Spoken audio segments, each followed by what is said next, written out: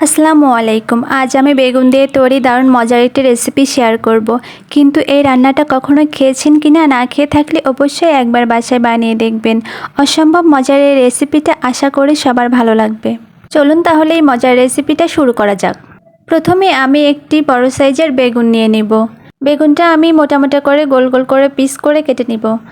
বেশি পাতলা করব না, একটু মোটা সাইজ করেই কেটে নিব।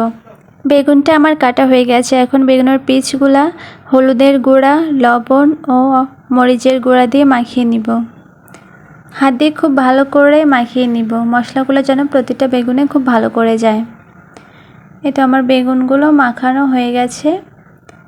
এখন একটি কড়াইতে আমি পরিমাণ মতো তেল দিয়ে দেব। তেলটা গরম হয়ে গেলে একটা একটা করে বেগুনের পিস দিয়ে দিব। সাবধানে দিতে হবে। এক পাশে একটু সময় নিয়ে ভেজে নেব। এক পাশে ভেজে নেওয়া হয়ে গেলে এখন আমি উল্টে দেব। খুব বেশি কড়া করে ভাজবো না, তা না হলে রান্না করার সময় বেগুনটা একদম গলে যাবে।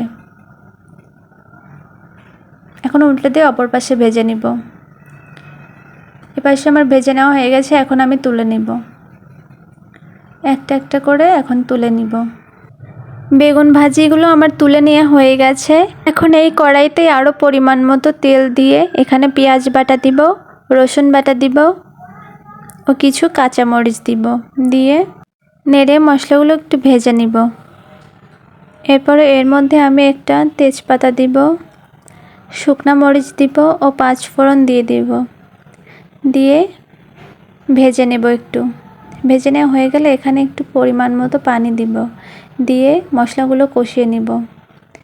এরপর এর মধ্যে আমি গুঁড়া মশলাগুলো দিয়ে দিব। হলুদের গুঁড়া, লবণ, ধনিয়া গুঁড়া, লাল মরিচের গুঁড়া পরিমাণ মতো দিয়ে দিব। দিয়ে চামচ দিয়ে খুব ভালো করে নেড়ে মশলাগুলো একটু সময় নিয়ে কষিয়ে নেব। মশলাটা যত ভালো করে কষাবেন তরকারির স্বাদটা তত ভালো হবে। মশলাটা কষানো হয়ে গেলে এখানে পরিমাণ মতো ঝোল দিয়ে দিব। ঝোল দেওয়ার পর এভাবে 10 মিনিট চুলার উপর রেখে দিব। 10 মিনিট পর দেখতে পাচ্ছি যে আমার তরকারিতে বলক এসে গেছে। এখন আমি ভেজে রাখা বেগুনগুলা একটা একটা করে দিয়ে দিব। এক করে রান্না করে দেখবেন, খুব ভালো লাগবে। এখন একটু নেড়ে দিব। নেড়ে দিয়ে আরও কিছু সময় চুলার উপর রাখবো। এখন আমি এখানে একটা ডিম দিয়ে দিব। 4 টুকরো করে কেটে নিয়েছি একটা ডিম।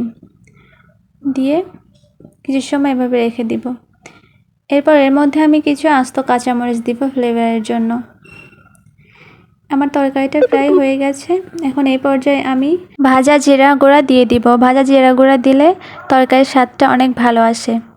এখন আমি তরকারিটা একটু উল্টে পাল্টে নেড়ে দিব ভালো করে 5 মিনিট রাখলে আমার তরকারিটা হয়ে যাবে। এই পর্যায়ে দেখতে পাচ্ছি আমার তরকারিটা হয়ে গেছে একদম। এখন আমি চুলাটা অফ করে তরকারিটা নামিয়ে নিব। আমার আজকের রেসিপিটা ভালো লাগলে সবাই কমেন্ট করে জানাবেন।